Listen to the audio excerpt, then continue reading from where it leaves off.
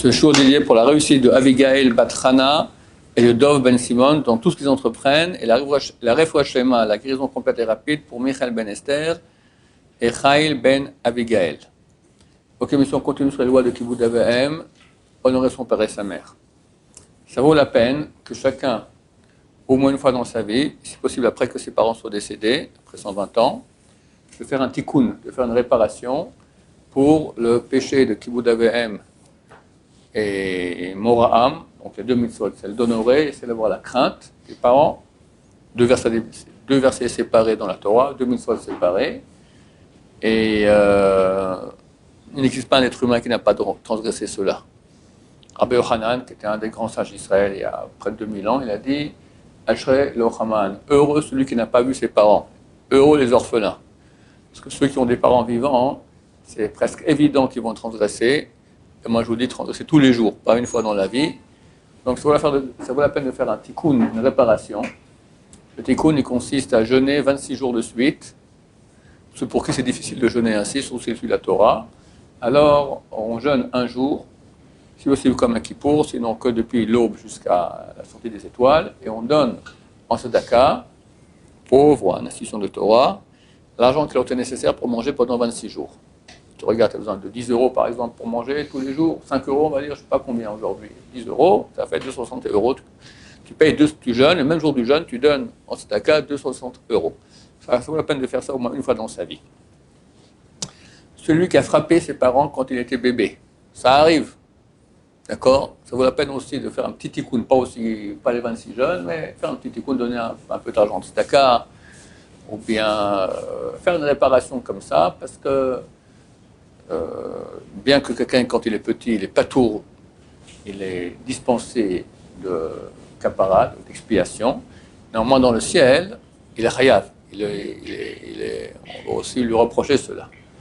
Rabbeinu Hari, il a fait un tikkun, Rabbeinu Hari, donc toute la Kabbalah, il a fait un petit tikkun aussi, parce qu'il avait peur quand il était petit, il avait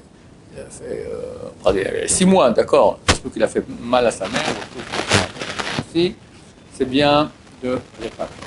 Il y a l'interdit de la Torah, puni par une peine capitale, de blesser son père ou sa mère. Maintenant, qu'est-ce qui se passe physiquement? Peine capitale, strangulation. Maintenant, qu'est-ce qui se passe si ton père ou ta mère te demande de les faire saigner? Pas parce qu'ils veulent souffrir comme ça, on va dire, t'es dentiste, et il y a une dent enlevée, et eux, ils ne veulent pas un autre dentiste, ils veulent toi. 1, parce qu'ils ont plus confiance en toi. 2, parce que tu es moins cher. 3, parce que c'est plus facile pour eux pour autre raison. D'accord? Ou ils demandent que tu leur fasses une piqûre. Ou ils demandent que toutes sortes de soins nécessitant de faire saigner. C'est un lav d'oraita, c'est une intention de la Torah, puni de peine capitale. C'est extrêmement grave. Mais si les parents sont demandeurs, alors est-ce qu'on le fait ou pas? Alors pour les Ashkenazim, c'est permis. Les Ashkenazim ne sont pas possibles comme nous les Sfaradim, mais si les parents demandent, tu peux le faire. Si tu es Sfarad, alors c'est pas aussi simple d'autoriser. Celui qui autorise, il a un avis sur lequel compter. A priori, c'est mieux de ne pas le faire. Et si ton père l'insiste beaucoup, il dit non, je ne veux pas quelqu'un d'autre, je veux toi, d'accord? Et vraiment, alors on a un avis sur lequel compter. C'est écrit à propos des piqûres. Alors, enlever une dent, il faut aller chez le médecin de toute façon, que ce soit ici ou là. Pendant une piqûre, toi, tu es infirmier, tu habites avec tes parents, maintenant, il doit faire une piqûre 2 fois par jour. Est-ce qu'il faut chaque fois amener un infirmier, le payer, ça coûte de l'argent, c'est casse-pied? Là, c'est plus facile d'autoriser parce que c'est une petite chose, tu le fais, terminé, point barre. Donc là aussi, on peut compter là-dessus. Idem, couper les cheveux, t'es coiffeur. Maintenant, quand tu coupes les cheveux, des fois, tu peux faire saigner. D'accord? Des fois, tu coupes un peu l'oreille, ça peut arriver que tu fasses saigner. Là aussi, a priori, il ne faut pas le faire. Si les parents demandent beaucoup, alors tu as un avis sur lequel compter pour le faire. Dans tous ces cas-là, où on fait un soin à ses parents qui risquent de le faire saigner, avant de commencer, on fait une demande mechila. On leur demande des excuses. Excuse-moi papa, excuse-moi maman, si jamais par erreur je fais saigner, sois mochel déjà à l'avance. Bien sûr, même si les parents autorisent, c'est pas bon, je peux y aller maintenant gaiement et hop, t'en profites pour les faire saigner. Non, il faut quand même faire très très très attention parce que qu'ils excusent ou pas, ça reste quand même un lave d'oraita, une interdiction de la Torah. Je voudrais te faire de la boxe par exemple avec ton père. Non, parce que tu ne peux pas frapper ton père, en aucun cas. Jamais de la vie. On a vu même dans les cas où le père il est devenu fou, d'accord, et les médecins disent qu'il faut l'attacher. Tu n'as pas le droit d'attacher. Il faut payer quelqu'un d'autre pour... ça c'est attaché, c'est pas que tu lui fais mal. Quand tu lui mets un box en plein dans la figure, jamais de la vie, Hachem mort, d'accord, en aucun cas. Même si le père le veut. Il y a des limites à ce que le père peut. On a vu que les parents peuvent excuser leur kavod et leur ira, mais jusqu'à un certain point. Pas au point où on les insulte, on leur fait honte en public. Donner un coup de poing dans la tête de son père, ça revient au même, c'est même pire. D'accord? Oui. Faire du sport en général. Faire du sport, ça va? Il y a un risque que ce soit assez dessus. Ça va. Jouer au foot, c'est bon. D'accord? Je pense qu'il faut faire attention aussi. Il ne faut pas que tu lui rentres dans les pieds et tac, tu lui mets un coup de pied dans le tibia, d'accord? Il faut être aussi un peu Tu joues avec ton père, c'est vraiment tu joues avec le feu, là. Il faut faire attention. Oui. Si on fait juste pour avec notre père et qu'on fait mieux que lui, on a le droit ou non? Je pense que tu as le droit. Mais si tu verras que ça l'attriste, alors fais exprès de perdre pour le rendre heureux. Tu as une grande mitzvah. Qu'est-ce qu'on s'en fout? Si tu es le premier ou le dernier, c'est tellement idiot. Par contre, tu prends heureux ton père, c'est une mitzvah qui n'a pas de... Tu changes des choses de ce rolamazé, tu changes du rolamazé, de la chose qui est finie en infini. D'accord? C'est pour ça qu'il ne faut jamais oublier en toute la vie qu'on est ici maintenant pour gagner l'infini. Le passage ici, il est très très court. On peut profiter de chaque moment de notre vie pour faire de l'infini. Tu investis $1, tu reçois 10 milliards de dollars. C'est une bonne affaire? Voilà. Il y en a qui perdent toute la vie. Tout le monde perd toute sa vie. Il y en a qui perdent un peu moins, il y en a qui perdent un peu plus. Obligation d'honorer ses parents après leur mort. C'est une chose qui nécessite de l'honneur. Ça veut dire, on va dire maintenant, quelles sont les lois d'honneur des parents post-mortem, après leur décès. Durant les 12 mois après le décès, quand tu rappelles une parole de Torah qu'a dit ton père ou ta mère, tu dis Avi Mori, mon père, mon maître, Arene Kaparat Mishkavo. Je suis la caparat, l'expiation de Mishkavo, de son coucher littéralement, de sa mort. Ça veut dire que je dis mon père est mort pour que moi je puisse encore continuer à vivre. Il a pris sur lui les péchés. J'aurais dû moi mourir normalement, mais lui il est mort à ma place. Maintenant, quand on dit des paroles de Torah, alors on dira aussi Avi Mori, mon père, mon maître, Arene Kaparat Mishkavo. Si c'est sa mère, Imi Morati, Arene Kaparat Mishkava. Si on ne rappelle pas des paroles de Torah, on rappelle quelque chose qu'il a dit, mais qui n'a rien à voir avec de la Torah, alors on peut enlever les mots Avi Mori, non, on peut enlever le mot Mori, mon maître. Je dis Avi, mon père, Arene Kaparat Mishkavo, je suis expiation de son décès. Obligé de dire. Obligé de dire. Attends, quand on écrit, on cite maintenant son père, etc., alors c'est bien de le faire. Ce n'est pas aussi obligatoire. Tu regardes maintenant les livres du Rav David Yosef, il a écrit beaucoup de livres à la Chaboura, dans certains livres, c'était l'année de son père, quand Rav Yosef est décédé, il y a 6-7 ans. Alors tu vois, c'est écrit Avi Mori, Hakam, Hakam Hei, Kaf, 2 apostrophes, même. Arene Kaparat Mishkavo. D'accord? Écrit comme ça durant toute l'année, on peut savoir exactement quand il a écrit. Ça, c'est pendant l'année du décès de son père. Donc dans tous les cas, c'est pendant les 12 mois. On dit les mots Arene Kaparat Mishkavo ou Arene Kaparat Mishkava, et on dit mon père ou ma mère. Maintenant, si c'est des livrets Torah, on dit Avi Mori. Si ce n'est pas des livrets Torah, on parle maintenant de politique ou de foot, Shemishmor, alors on dit Avi, Arene Kaparat Mishkavo, ou Imi, on peut enlever le mot Mori, mon maître ou ma maîtresse. D'accord? Ma maîtresse, en français, ils sont tordus, ça fait penser à des trucs tordus. Mais en hébreu, Morati. D'accord? On rappelle cela aussi le Shabbat. Et comme je l'ai dit, c'est possible aussi par écrit. Autre halakha que beaucoup de gens ne savent pas et c'est important d'en parler. Hashem Ishmor, si le père est décédé, donc on va aller l'enterrer. Et il y a une coutume ici en Israël qu'il est bien d'adopter partout dans le monde et de bien respecter, qu'elle est que les enfants, toute la descendance du défunt, ne suit pas le corps du défunt vers la tombe. et qu'on l'amène à un endroit où on fait une oraison funèbre, on dit mon papa comme il était gentil, comme il était bien, comme il était sadique, d'accord? Et après, tout le monde part, on le prend comme ça, et en civière, on l'amène dans la tombe et on l'enterre. Ce passage depuis l'endroit de l'oraison funèbre jusqu'à la tombe, il ne faut pas que la descendance du père suive, il reste là-bas. Des fois, ça les énerve. Moi, j'ai vu des cas où la famille entière est venue, les enfants, depuis Paris, pour amener le corps de leur père ici. Et dès qu'on arrive près de la tombe, je leur dis halte, ne bougez plus, vous restez ici. Ils sont énervés, qu'on a fait 4 000 km comme ça, et là maintenant qu'on est près de la tombe, on ne peut pas y aller. Alors, il faut leur expliquer la raison, quand on explique, ils comprennent bien. Il y a un péché qui est un des péchés les plus graves de toute la Torah. Shulchan Aruch, chapitre 23 de Even Haezer dit c'est le péché le plus grave. La vérité, c'est pas vrai, parce qu'il y en a qui sont encore quand même plus graves, mais c'est un des plus graves. C'est Zera le Batala, seulement 120. Chaque être humain normal, Yaakov Avinu, quand il a dit à propos de son fils, c'était la première semence qui est sortie de mon corps, sur son fils Rouven, quand il avait 83 ans. Bon, c'est Yaakov Avinu qui peut être une chose pareille. Alors, Shach, il a dit, j'ai jamais fait, des grands tzadikim m'ont dit qu'ils n'ont jamais fait Zera le Batala. Mais un homme normal, il a fait. Maintenant, quand tu fais Zera le Batala, tu crées des démons, des forces négatives terribles qui veulent te bouffer. Tant que dans le corps, ils peuvent t'embêter, ils t'embêtent, mais pas trop. Une fois que tu es mort, alors là, ils vont te dévorer en petits morceaux. D'accord? Ils vont te dévorer. Alors, surtout dans le passage qu'il y a depuis l'horizon funèbre jusqu'à la tombe. Là, tu n'as aucune défense et c'est terrible. Alors, qu'est-ce qu'on fait? On dit que toute la descendance du défunt ne suive pas le corps du défunt. La descendance, c'est la descendance physique, son fils, sa fille, ses petits-fils, ses petits arrière-enfants, etc. Et la descendance spirituelle, tous les démons qu'il a créés, c'est aussi sa descendance, c'est lui qui les a créés avec son Zera le Batala. Et comme ça le protège un peu. C'est pas qu'après, il n'y aura pas d'enfer, etc.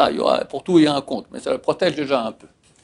D'où l'importance que la descendance ne suive pas le corps du papa. C'est la maman, ça va, la maman ne fait pas Zera le Batala, donc il n'y a aucun problème à suivre le corps de la maman. Le corps du papa, comme je dis, on ne le fait pas. Si la descendance, elle s'entête à suivre le corps, alors on leur dit gentiment, s'ils veulent, tant pis pour le papa, ils font du mal au papa.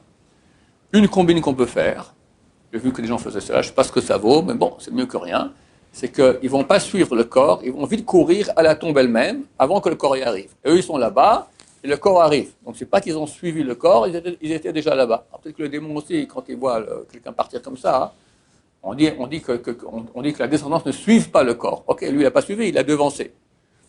J'espère que les démons n'ont pas pensé à la bonne combine aussi comme ça. Oui. Fini. Alors ils ont moins, les démons déjà, une fois qu'on l'a enterré, on se fait juger par Hachem dans le tribunal céleste, et après on va purger ce qu'il faut. Bezrat Hachem. Bezrat Hachem qu'on ne purgera pas. Avec Bezrat Hachem, Hachem reviendra très très bientôt, et je pense qu'il va nous aider à réparer tous nos péchés, et on ne verra pas l'enfer, Bezrat Hachem. Pour ça, il faut mériter d'être vivant quand Mashiach il arrive, et ce n'est pas du tout évident. Hachem Yahazor. Les enfants ne peuvent pas être présents dans la Tahara. La Tahara, c'est avant d'enterrer le corps, avant qu'on l'amène pour l'oraison funèbre, on lave le corps. On lave le corps et on met du liquide dans les intestins pour que tous les excréments sortent, tout cela. Le corps est tout nu. C'est pas kavod pour les enfants de voir le corps de leurs parents nus, donc eux seront absents. C'est d'autres qui font ce travail-là. Une grande mitzvah que font les enfants pour leurs parents défunts, c'est dire le Kaddish. Le Kaddish a une faculté extraordinaire. Déjà en soi, c'est une bracha c'est une prière extraordinaire. Je vous rappelle que si quelqu'un maintenant il a le choix entre répondre à la Kedusha et répondre au Kaddish, s'il n'a pas encore répondu ni à l'un ni à l'autre, lequel a priorité? Le Kaddish. Le Kaddish est plus important que la Kedusha. Maintenant, durant les 12 mois après le décès, il faut que les enfants du défunt, enfin les enfants mâles, les femmes ne disent jamais le Kaddish, les enfants mâles disent le Kaddish pour le défunt. Ça fait deux choses. Un, ça le sort de l'enfer, ou même si ça ne le sort pas de l'enfer, ça le monte dans l'enfer. Parce que dans l'enfer, il y a 7 degrés, encore un dessous. D'accord? Chaque degré, le feu là-bas est 60 fois plus fort que le degré au-dessus. C'est donc très très très chaud. Faites le calcul, 60 à la puissance 7, combien ça fait? Je ne sais pas. D'accord? Donc 60 fois 60, ça nous fait déjà, je crois, 3600. C'est déjà le deuxième degré. Fois 60, fais-moi 63 600, c'est déjà trop pour nous. Ok. Alors par le fait que tu dis le Kaddish, déjà, on fait monter le défunt de degré en degré dans l'enfer. Et si déjà elle est sortie d'enfer, alors on le fait monter de monde en monde dans le Olam Haba, dans le paradis. Le paradis inférieur, le paradis supérieur, il y a des degrés, etc. Chaque Kaddish qu'on fait, ça fait une action de ce genre-là. Il ne faut pas rater un seul Kaddish si possible pendant les 12 mois. Si le défunt n'a pas de fils qui dise le Kaddish, alors qu'un petit-fils le dise. S'il n'y a pas de petit-fils, même si c'est le fils, même pas le fils de son fils, il avait un fils, il est mort, mais il a un petit-fils, c'est le top. S'il n'a pas de fils du tout, il a le fils de sa fille, ça va aussi. S'il n'y a aucun petit-fils, aucun fils, alors le père du défunt ou le frère du défunt. Et s'il n'y a rien de tout ça, on loue le service de quelqu'un. Nous, ici, on a beaucoup d'élèves à la yeshiva qui le font, d'accord ? Ils sont payés, d'accord, pour dire Kaddish tous les jours pour les défunts durant la première année.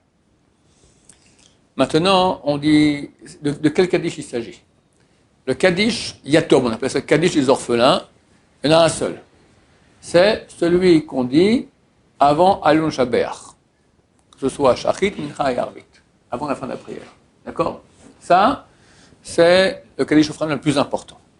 Il y a une coutume de dire encore d'autres Kaddishim, que les orphelins disent cela. Celui avant Hodou, Yudam Bentemo, il y a un Kaddish, c'est bien que ce soit quelqu'un qui est Yatom qui le dise, qui est un orphelin qui le dise. Le Kaddish avant-dernier de la prière, celui qu'on dit avant Kaveh Lachem Chazak Ames Libecha, ce Kaddish-là aussi, c'est bien que les Yatom le disent, pas obligatoire, mais c'est bien.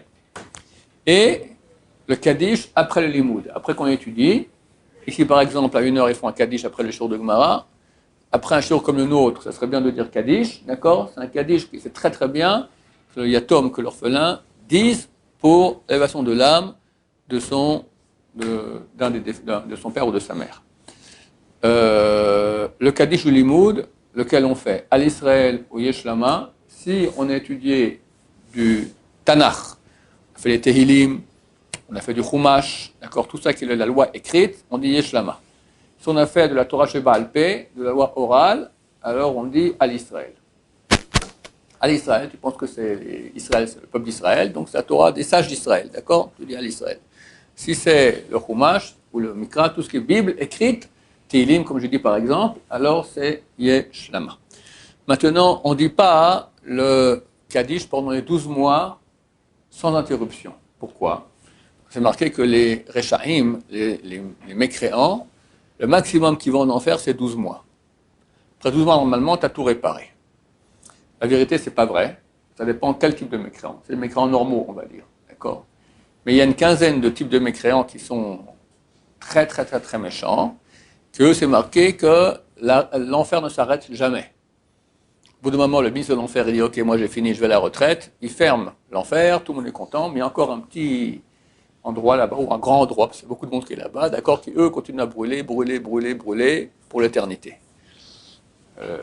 Comme ça écrit Maïmonide. Le Rav Eliashiv, le grand-père du Rav Eliashiv, qui était le composé, le Rav Eliashiv, le Shlomo Heikel, d'accord, c'était le plus grand kabbaliste ashkénaze des derniers siècles, lui dit c'est impossible qu'ils vont rester en enfer pour l'éternité. À un moment, il y aura l'unification de toutes les âmes juives avec Dieu. C'est impossible qu'il manque une partie. Donc même ces grands Rechaim aussi, eux, rejoindront la divinité, et même cet enfer-là, qui a continué encore des millions d'années, il va s'arrêter. Mais les Rechaim normaux, alors c'est 12 mois maximum. Maintenant, si toi tu dis Kaddish pendant 12 mois, sans interruption, tu sous-entends que ton père ou ta mère faisait partie des Rechaim qui vont 12 mois en enfer. Quoi ? C'est pas joli de dire que son père c'est un rachat ou sa mère c'est un rachat. Qu'est-ce qu'on fait ? On arrête pendant une semaine. La coutume la plus répandue, c'est d'arrêter une semaine et dire le Kaddish au début du 12e mois. Soit la dernière semaine du 11e mois, soit la première semaine du 12e mois. C'est pas précis, c'est pas comme le jour du Yortzad, l'anniversaire du décès, il faut dire le Kaddish chaque année après. D'accord ? Là, on parle maintenant, c'est important d'arrêter une semaine pour pas que les gens disent tiens, ton père, je ne fais pas que c'est partie de ceux qui vont 12 mois en enfer. D'accord ? Non, je me suis arrêté une semaine, il ne fait pas partie des grands Rechaim. Oui ? Et il ne peut pas changer de synagogue au bout de 11 mois. Si quelqu'un le suit, ou si quelqu'un pourquoi tu es venu ? Non, parce que je dis le Kaddish toute l'année, maintenant je veux dire encore une semaine. Ah, ton père c'est un rachat ? D'accord, ouais, on s'arrête une semaine, ainsi la coutume, et c'est comme ça qu'il faut faire. Par contre, le Kaddish qu'on dit après le Shiur, après un Shiur de Torah, que le Yatom dit pendant la première année, ou même après s'il veut encore, ça continue pendant les 12 mois aussi. On parle du Kaddish Yatom. Kaddish Yatom, celui qui est avant Alon Shabbeach, de Shachit Mincha Arvit. Ce Kaddish-là, il faut s'arrêter une semaine, fin du 11e mois, début du 12e mois. Oui. Tous les Kaddish, les convertis peuvent le dire aussi. Bien sûr, pourquoi pas. Sur le père, leur père Goy. Non. Rav Ovadia Yosef, il a écrit.